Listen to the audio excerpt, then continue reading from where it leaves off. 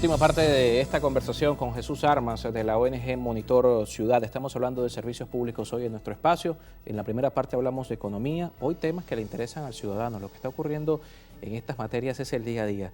Nuestro invitado mencionaba cuántas horas debe disponer un ciudadano para poder conseguir agua potable. Y acá en Caracas, por ejemplo, si alguien tiene duda de que eso ocurre, puede recorrer la Cota 1000 y ahí van a ver distintos puntos donde van a encontrar ciudadanos precisamente cargando agua, dedicando buena parte de su día a poder conseguir el vital líquido. Antes de la pausa dejábamos en el aire una idea y tenía que ver precisamente con cómo recuperar el agua potable, que pueda volver el servicio de por tubería por lo menos a una cantidad de horas distinta a la que estamos viendo hoy. Nuestro invitado habla de un 60% del tiempo que en Caracas los ciudadanos pasan sin agua por tubería, pero para eso nos vamos al tema eléctrico, porque también entonces una parte importante de esa recuperación es poder contar con la capacidad eléctrica para que esa infraestructura pueda traer el agua a Caracas y bueno, por supuesto también esto es una realidad que afecta a otras entidades del país. El tema eléctrico, ¿cómo también de alguna manera le hacen seguimiento dentro de la organización no gubernamental? En otras instancias, el caso de Ingenieros de Venezuela, hablan de un sistema eléctrico que está por debajo de un 40% de su capacidad. Totalmente, de hecho nuestros cálculos es que está alrededor del 30% de su capacidad instalada. Venezuela tiene una capacidad instalada de más de 36.000 megavatios. Esto es algo muy interesante porque tiene una capacidad instalada que está muy por encima de la demanda que tiene el país. Sin embargo, lo cierto es que los mismos problemas que ha habido con el tema del agua los hay con el tema eléctrico y tienen que ver con que los problemas de mantenimiento, la falta de voluntad política y también en el caso eléctrico también muchos temas asociados a la corrupción.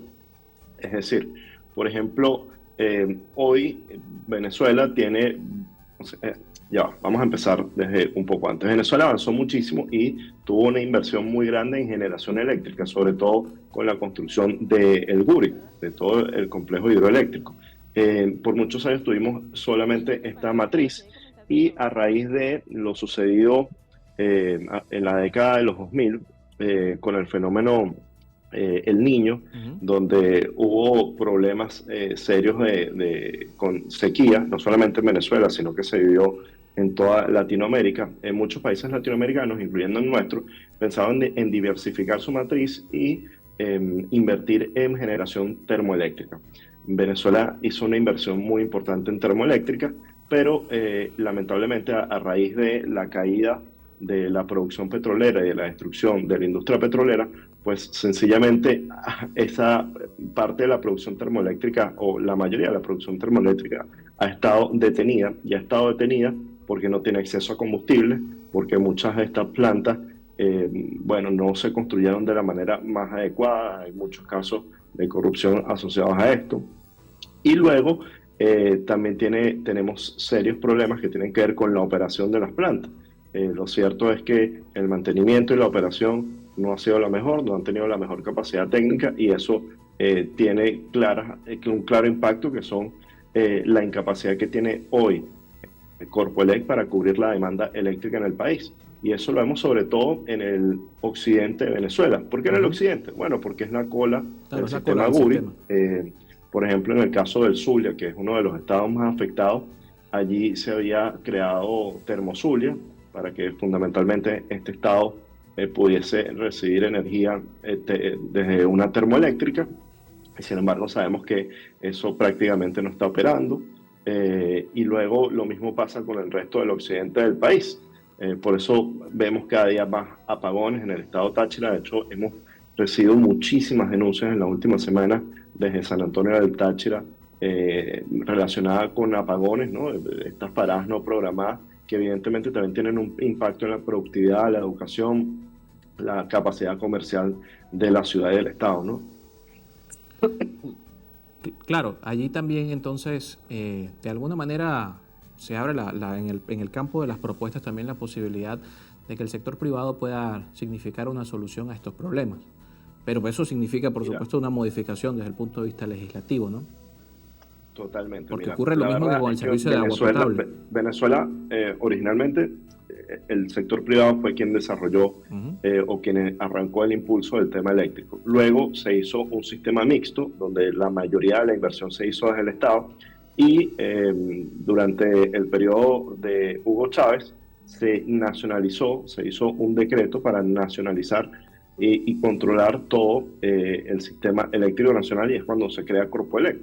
Desde que se hizo esta visión de gobernanza, obviamente se le cerró la puerta a la inversión privada, a diferencia de lo que se hizo en Perú o de lo que se hizo en Colombia, en donde vemos que la participación privada, en el caso de Perú, es prácticamente el 80% de la generación que se ha creado en los últimos 30 años. En el caso de Colombia es mucho menos, pero tiene unos sistemas mixtos muy interesantes. Y Venezuela caminó en el sentido opuesto hacia la nacionalización, y claramente esto no ha funcionado. Venezuela necesitamos abrir el sector energético en su totalidad, no solamente el sector de la electricidad. Necesitamos privatizar la generación, privatizar el tema de la transmisión y privatizar la distribución, buscar muchísima competencia en generación y distribución. Y la transmisión es un monopolio natural. Sin embargo, por ejemplo, en el caso de Perú, esto se llegó a privatizar y ha sido hasta el momento un gran éxito. La transmisión ha funcionado muy bien. Y luego hay otro tema que en Venezuela tenemos que pensar, Carlos, que la verdad es que se habla muy poco, y es en cómo descarbonizar el sector eléctrico. Si bien por razones humanitarias, todo apunta que, por ejemplo, si se llegase a avanzar con el Acuerdo de México, la inversión que se va a hacer en el sector eléctrico va a ser para recuperar la capacidad de producción de generación de energía por medios termoeléctricos. Pues yo creo que esto sinceramente es un error, y tenemos que empezar a invertir en renovables. Porque eventualmente todo el mundo está caminando hacia allá, toda Latinoamérica, toda la región está haciendo inversiones en temas de renovables. Estados Unidos acaba de lanzar una legislación donde invierte más de 300 mil millones de dólares en dar incentivos para la transición energética, y nosotros estamos pensando en construir, en recuperar capacidad termoeléctrica, es decir, en seguir pero esa capacidad fósiles. Esa capacidad es casi el 50% de lo instalado. Sí, totalmente, que creo que por temas humanitarios hay que hacerlo, pero también tenemos que tener una visión clara de que, si bien Venezuela tiene buena parte de su matriz descarbonizada gracias a las hidroeléctricas, gracias al GUBI, nosotros pudiésemos ser una potencia en renovables también, y en Venezuela pudiésemos trabajar, por supuesto, el tema de la solar. El ingeniero Nelson Hernández calculaba que Venezuela tiene una capacidad de producir más de 4 terawatts anuales de energía renovable, lo cual es algo muy grande, y eso combinado con la capacidad que tenemos para el petróleo, el gas. Venezuela puede ser quizás uno de los 3 o 4 grandes países en temas de energía en el mundo, y estamos desaprovechando esa oportunidad, como las muchas oportunidades que hemos desaprovechado a lo largo de estos últimos 20 años. Entonces tenemos que empezar a pensar distinto, a pensar en futuro, y en tratar de salirnos de la caja de lo que venimos haciendo en los últimos 20 años, ¿no? Claro, pero ese pensamiento, ya para finalizar, implica también un cambio de paradigma para el usuario. Todos los ejemplos que acá hemos mencionado de países donde la empresa privada, donde se abren las puertas a otro tipo de energías renovables, tienen algo que ver con el costo. Y hay una realidad de poder adquisitivo del venezolano hoy que podría también ser una variable importante en este camino. Cómo de alguna manera hacerle entender al ciudadano, porque en el resto del mundo los servicios se pagan y son un pago importante dentro de lo que puede ser la administración, la administración financiera de cada familia. Un 25, un 30% de lo que ingresa en cualquier país del mundo puede irse para pagar servicios. En Venezuela eso tal vez no alcance ni al 5%. Significaría también de alguna manera que el ciudadano lo entienda, ¿no? Bueno, Carlos, ahí hay dos cosas. Yo creo que a veces subestimamos a la ciudadanía, y yo creo que la ciudadanía está muy clara y lo entiende. Y entiende que para poder tener unos buenos servicios hay que pagarlo. Entonces, yo creo que no es tanto, digamos, lo cultural no es un obstáculo en Venezuela. El gran obstáculo es que estos cambios en las tarifas, estas modificaciones en las tarifas, tienen que venir acompañados de un plan macroeconómico que permita, por ejemplo, tener estabilidad monetaria, acabar con la inflación y que los sueldos empiecen a valer, ¿no? Ahí están, por ejemplo, las luchas sindicales que son muy justas hoy en Venezuela, que tienen mucho sentido, y lo cierto es que en Venezuela necesitamos recuperar el salario, necesitamos recuperar la estabilidad de la moneda, y para eso hay varias propuestas, desde dolarizar hasta crear una nueva moneda en Venezuela. Esos son otro tipo de discusiones, pero lo cierto es que si el ajuste de tarifas no está enmarcado en un plan mucho más amplio, con una visión a la recuperación de la economía, a la apertura al capital privado y a la empresa privada, pues es muy difícil que nosotros vayamos hacia una senda de desarrollo.